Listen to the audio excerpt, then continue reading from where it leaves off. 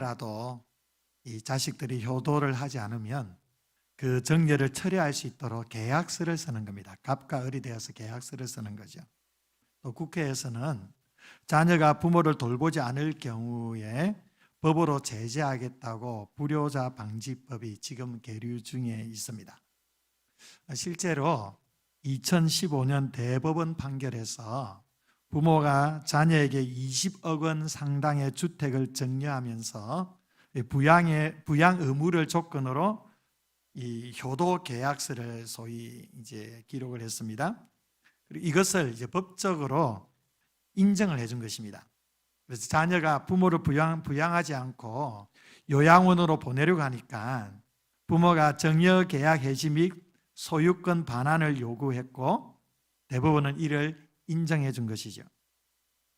여러분, 부모와 자녀 사이에 이런 계약서가 필요하다는 것에 대해 어떻게 생각하십니까? 법으로 사랑을 명령하고 효도를 강제해야 되는 세상이 왔다는 것에 대해 여러분들은 어떤 생각이 드십니까? 여러분들께서 꿈꾸는 가정이 이러한 가정입니까? 부모와 자녀가 계약 관계 속에서 서로 주고받는 그런 관계가 정상적인 가정으로 생각하십니까?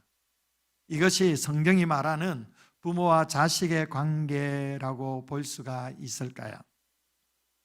여러분, 이런 법이 필요한 이유는 단 하나입니다.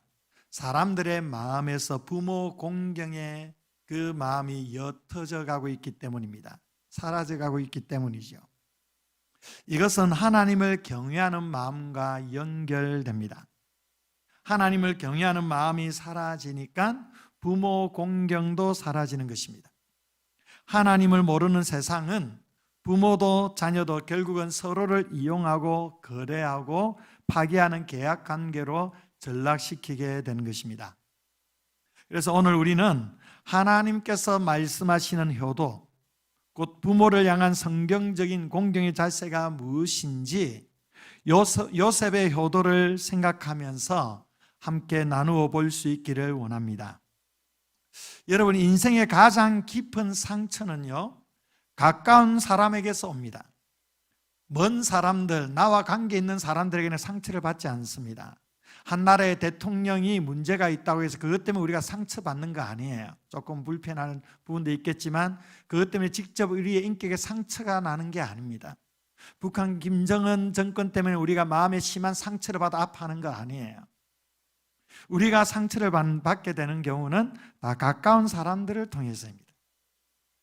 요셉은 어린 시절에 형들에게 버림을 받고 아버지 야곱의 얼굴을 보지 못한 채 22년을 이국 땅에서 눈물로 지내야만 했습니다. 그런데 오늘 본문에서 우리는 놀라운 반전을 목격하게 됩니다. 요셉이 그 숱한 고난을 뚫고 이제 고난의 한복판을 지나서 이제 애굽의 2인자로 모든 것을 이제 잊고 살만한 그 상황 속에서 요셉은 누구를 기억했느냐 하면 바로 아버지를 기억했습니다. 그리고 단순히 기억만 한 것이 아닙니다. 아버지를 모시기 위해 달려가고 안아주고 울고 극진히 봉양하는 것을 말씀을 통해 소개해 줍니다. 이것이 바로 하나님께서 기뻐하시는 참된 효도라는 것입니다. 고난 속에서 단련된 그 믿음이 부모를 향한 깊은 사랑으로 드러나게 된다는 것, 이보다 복된 신앙의 열매가 어디에 있겠습니까? 그러면 요셉은 어떤 방식으로 아버지 야곱에게 효도했을까요? 먼저 오늘 본문에 보니까 요셉은 아버지 야곱을 눈물로 맞이하고 있습니다.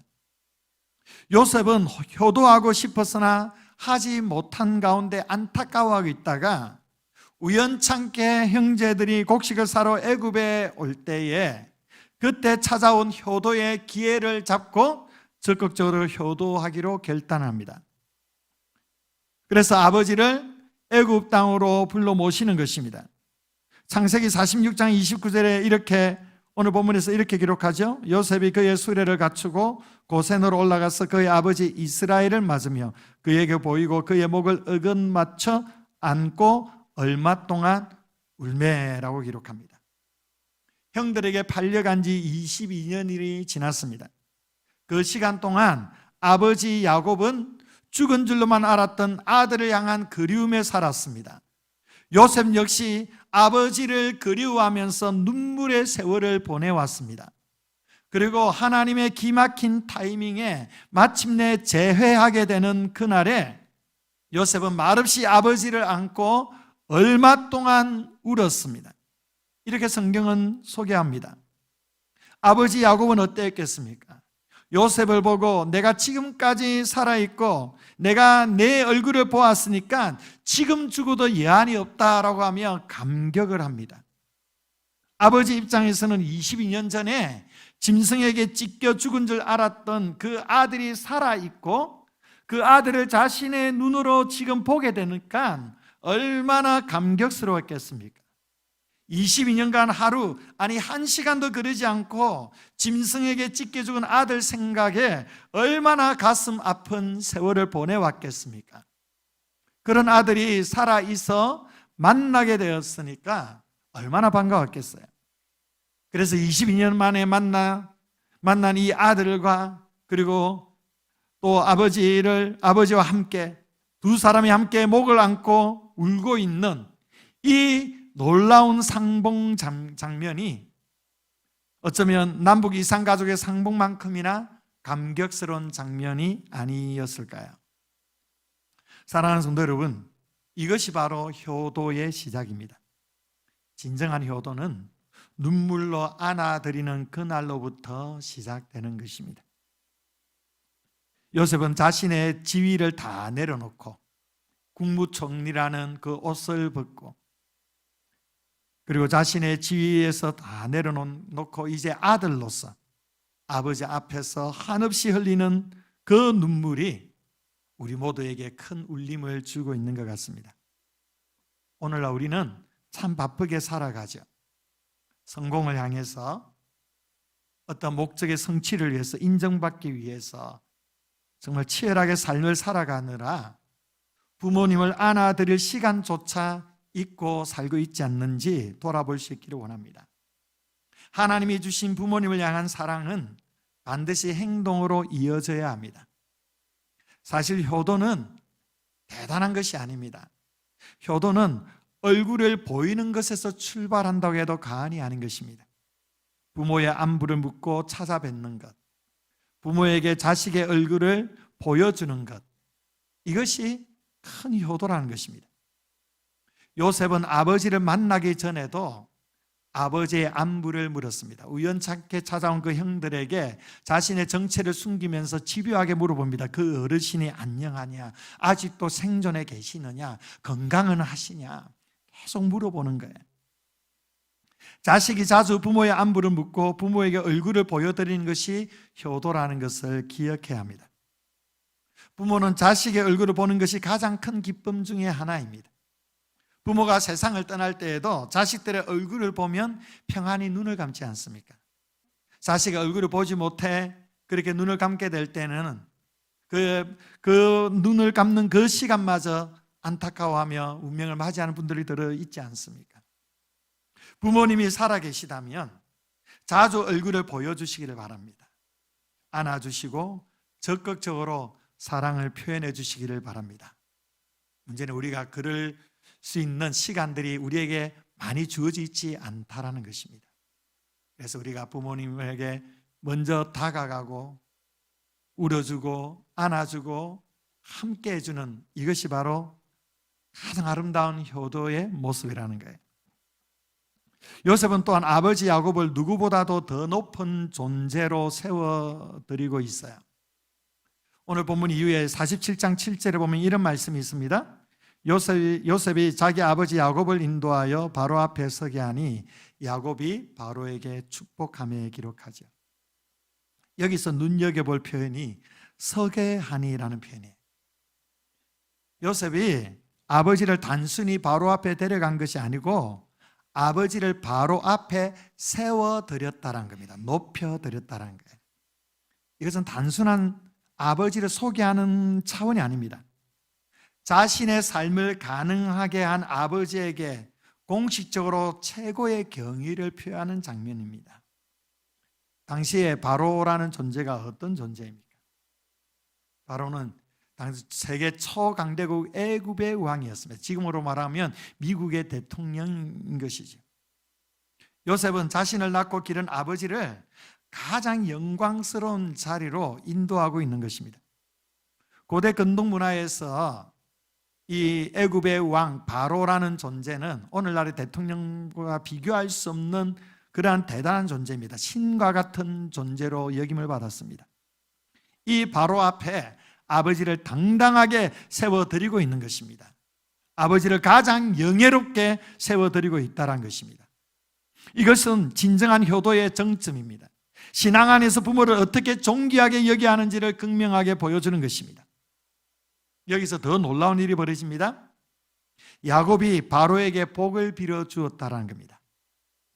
이 장면은 단지 예의의 표시가 아닙니다. 영적 질서를 회복하는 신앙적인 효도의 결정체입니다.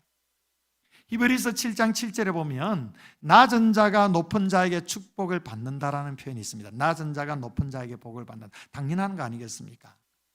높은 자가 낮은 자에게 복을 시해하는 것이고 낮은 자는 높은 자를 통해서 복을 수혜받는 것이죠. 본문에서 낮은 자가 누구입니까? 야곱이죠. 야곱. 높은 자가 누구입니까? 바로입니다. 이 애굽에서 누가 복을 받아야 됩니까? 바로로부터 야곱이 복을 받아야 됩니다. 고센이라는 땅을 살게 하는 것도, 그 땅에서 혜택을 누리게 하는 것도 바로가 내리는 시혜입니다. 그러면 당연히 바로가 야곱에게 복을 빌려줘야 되는데 그렇게 하지 않습니다. 오히려 낮은 자인 야곱이 높은 자인 바로를 축복합니다. 그리고 바로는 이것을 기쁨으로 받아들이고 있는 거예요. 세속 사회의 권력의 중심에서 요셉은 아버지를 통해 영적 질서를 새롭게 세우고 있는 것입니다. 이것은 요셉의 아버지를 단지 육신의 보호사로 여긴 것이 아니고 하나님의 언약을 이어가는 믿음의 조상으로 존중해 주었다는 것입니다. 바로의 가지고 있는 권세와 영광과 권력과는 비교할 수 없는 하나님의 언약의 조상이라는 것을 바로 앞에 드러내주고 있는 것입니다. 그 세상의 권력의 중심에 하나님의 영적 권위를 아버지를 통해 세워드리고 있는 것입니다. 요셉의 효도는 단지 감정적인 것에 멈추지 않습니다.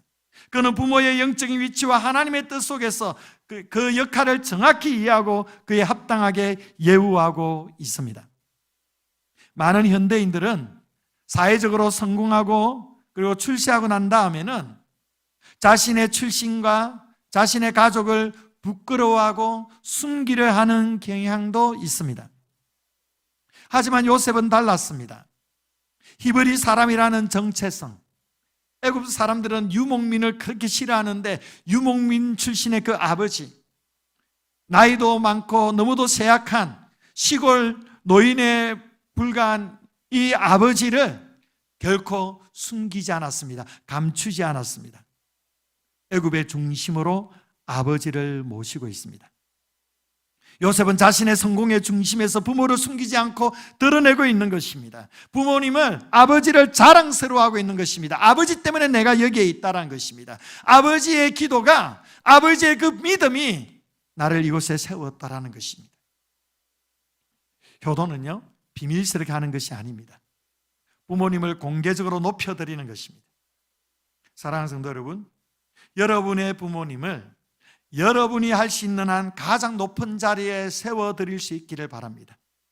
여러분이 살아가는 삶의 중심에서 여러분의 부모님을 드러내십시오. 부모님을 높여드리십시오. 이것이 바로 효도라는 것입니다.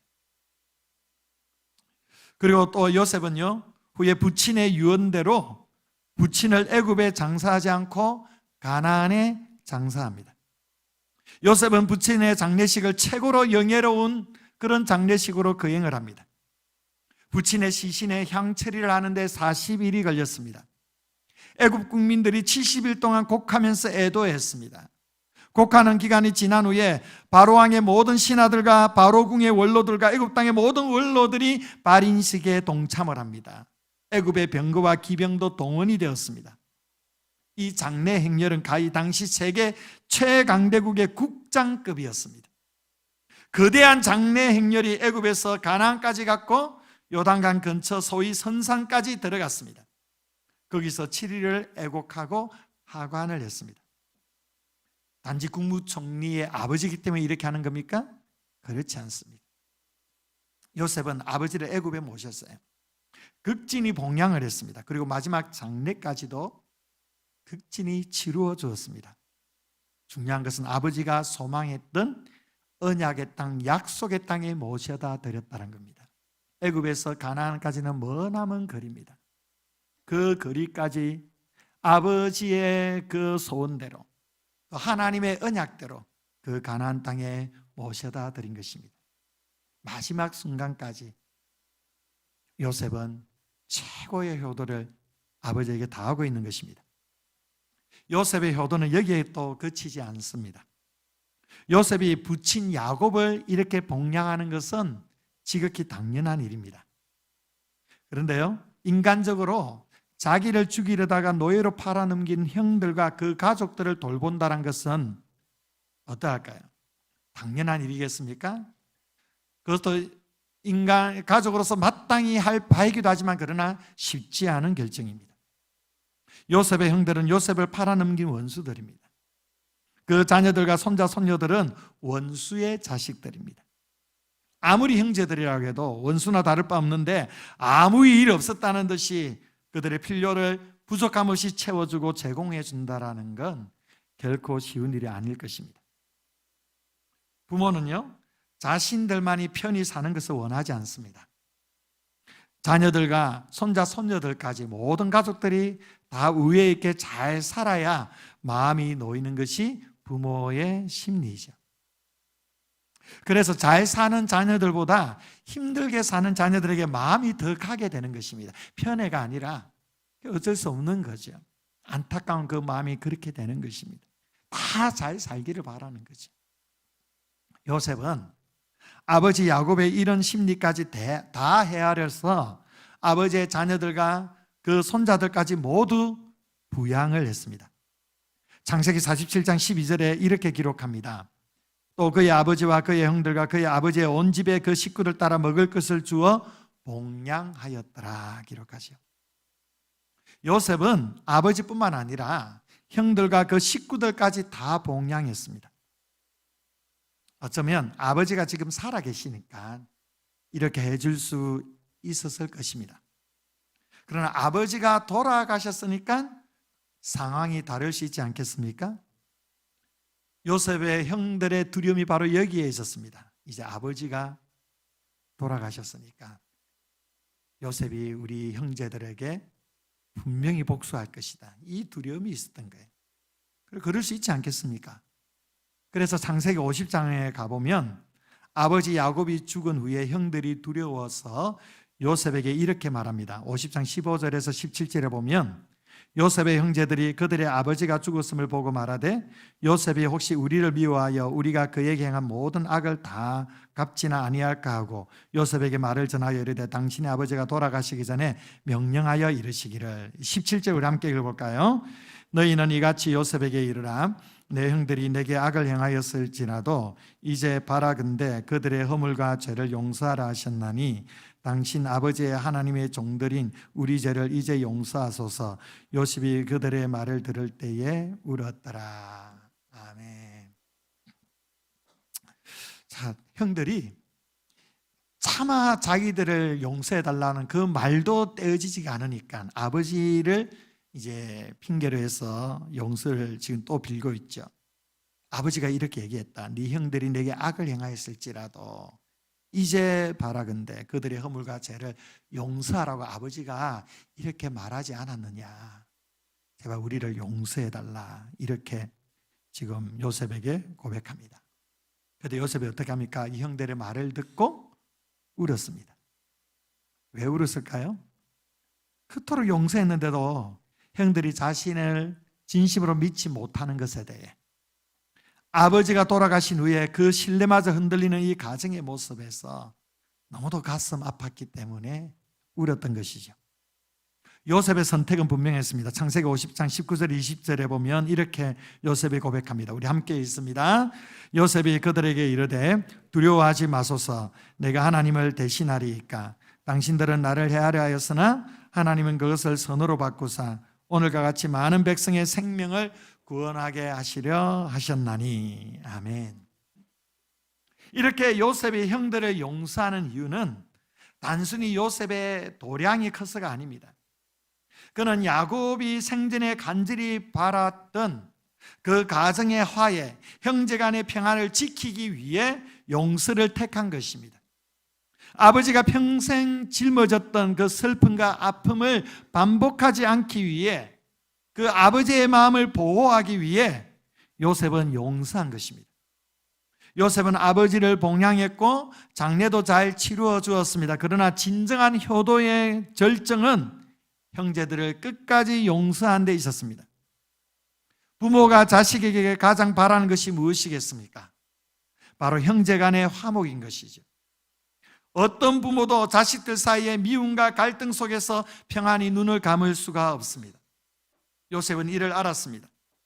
그래서 아버지 야곱이 죽은 후에도 아버지의 뜻이 가정에 살아있도록 형제들을 용서하며 그들을 끝까지 책임지면서 야곱의 마음을 하늘에서까지 평안하게 했던 것입니다. 이것이 바로 하나님께서 기뻐하시는 성숙한 효도입니다. 효도는 생전에만 드리는 것이 아니라 돌아가신 뒤에도 부모의 뜻을 지켜가는 삶이 효도입니다. 그 부모의 뜻이 무엇이겠습니까? 그것은 바로 형제들끼리 우애하는 것입니다. 화평을 이루는 것입니다. 형제들끼리 화목하게 지내는 것, 이것이 효도 중에 가장 큰 효도라는 것입니다. 요셉이 이것을 실천하고 있습니다. 여러분의 가정 안에 여러 문제로 무너진 관계가 있다면 그리스도의 사랑으로 용서를 실천하시기를 바랍니다. 화평을 이루도록 힘쓰십시오. 이것이 참된 효도입니다. 여러분, 이 요셉의 효도를 보면서 여러분 어떤 마음이 드십니까? 여러분도 요셉처럼 부모님에게 효도하십니까? 이렇게 부모님을 효도하는 것은 그리스도인으로서 당연한 일인데 우리는 효도하지 못하는 것에 대해 여러 가지 핑계거리를 찾아서 회피하려고 하는 경우도 참 많이 있지 않습니까? 어떤 핑계거리들이 있습니까? 시간이 없다라는 겁니다. 그리고 멀리 살아서 자주 못 간다라는 겁니다. 멀리 사니까 어쩔 수 없다라는 거예요. 그리고 또 부모님도 혼자 있는 게 편하다고 얘기하는 겁니다. 여러분, 부모님이 진짜 혼자 있는 게 편해서 편하다고 얘기하는 걸까요? 자식에게 부담을 주기를 원하지 않아서 그런 거겠죠. 혼자 있는 게 편하다는 것은 함께하고 싶다라는 역설적인 표현이기도 한 것입니다. 그런데 우리는 애써 엄마가 혼자 있길 편하니까 그냥 편히 혼자 있게 해두자라고 생각하는 사람들도 있다라는 거예요. 경제적인 여유가 없다라는 겁니다. 또한 예전에 부모님이 저한테 잘 안 해줬어. 부모님이 내게 상처를 줬기 때문에. 그래서 부모님을 내가 잘 모실 수 없다라고 얘기하는 경우도 있습니다. 어느 누구나 할 것 없이 부모에게 크고 작은 상처들을 다 가지고 있습니다. 그러나 그 상처가 효도하지 못할 이유가 될 수는 없는 것입니다. 불완전한 그 사랑 속에서도 용서와 화해와 신앙적인 순종을 통해 효를 회복해야만 하는 것입니다.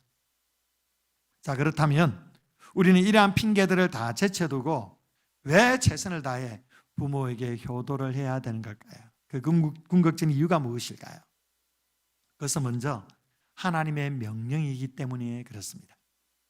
부모에게 효도하는 것은 인간이 마땅히 지켜야 될 10가지 계명 중에 대인관계의 첫 계명, 5계명, 내 부모를 공경하라는 하나님의 명령입니다. 효도는 하나님께서 명령하셨습니다. 우리가 효도해야 될 이유는 명백합니다. 하나님이 우리에게 명령하셨기 때문에, 또한 하나님의 질서이기 때문이기도 합니다. 하나님이 창조하신 우주에도 질서가 있고 인간 관계에서도 질서가 있다는 겁니다. 남편과 아내의 관계에서는 남편에게 주도권이 있고 부모와 자녀의 관계에서는 부모에게 주도권이 있습니다. 이것은 하나님이 정하신 인간 관계의 질서입니다.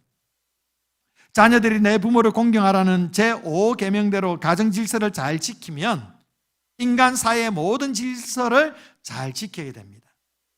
부모에게 효도하는 자녀는 다른 어른들에게도 잘하게 되어 있습니다. 부모에게 효도하는 그러한 자녀들은 사회에 가지고 있는 모든 권위와 질서를 존중하게 되어 있습니다. 그래서 사회에서 문제를 일으키는 사람을 놓고 흔히 이렇게 욕을 합니다. 넌 애비 어미도 없냐라고 질책을 합니다. 그 이유가 바로 이런 이유 때문입니다. 유교의 창시자인 맹자가 이런 말을 했습니다. 길은 가까운 데 있거늘 사람들은 먼 데서 찾는도다. 일은 쉬운 데 있거늘 사람들은 어려운 데서 찾는도다. 사람마다 부모를 부모로 섬기고 어른을 어른으로 섬기면 온 천하가 화평해지거늘.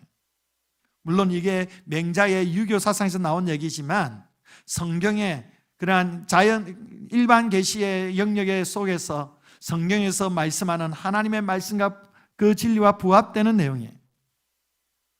가정에서 효도를 잘하는 사람은 사회에서 예의를 지키고 국가에 충성을 합니다. 그가 성도일 경우에는 하나님을 공경하게 되는 것입니다. 이렇게 부모를 공경하고 부모에게 효도하는 것은 모든 인간관계와 사회 질서를 세워가는 가장 기초가 되기 때문에 효도해야 하는 것입니다. 또 세 번째로는요, 자녀들이 부모를 공경해야 될 이유가 부모가 자녀를 낳아 온갖 정성과 사랑으로 길러주신 그 은혜가 있기 때문입니다. 그 은혜에 보답해야 되기 때문입니다.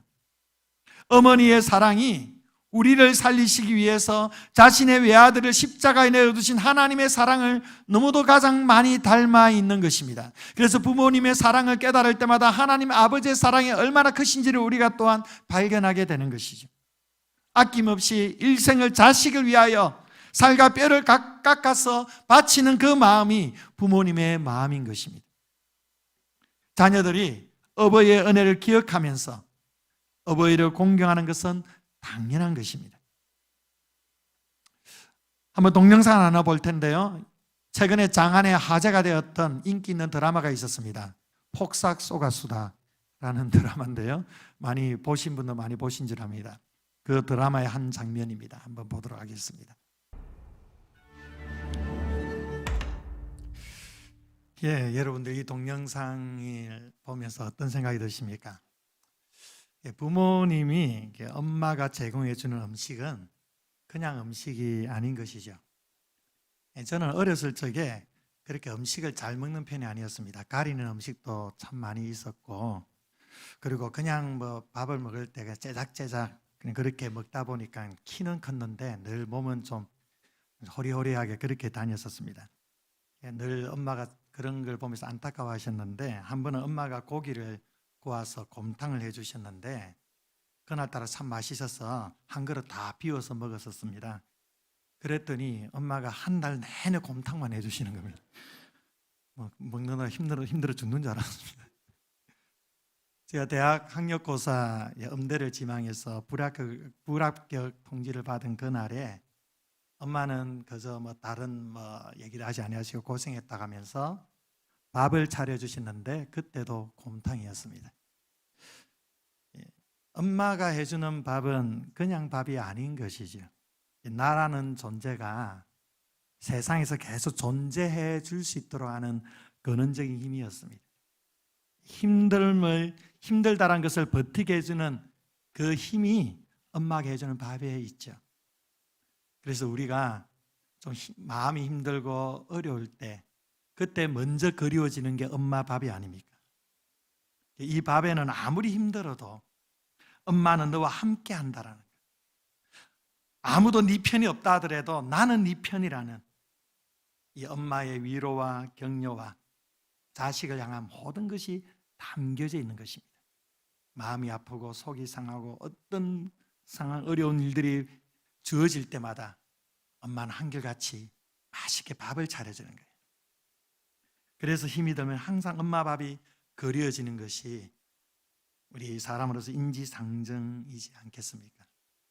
이 얘기하니까 곰탕이 엄마가 해주는 곰탕이 그리워지기 시작합니다.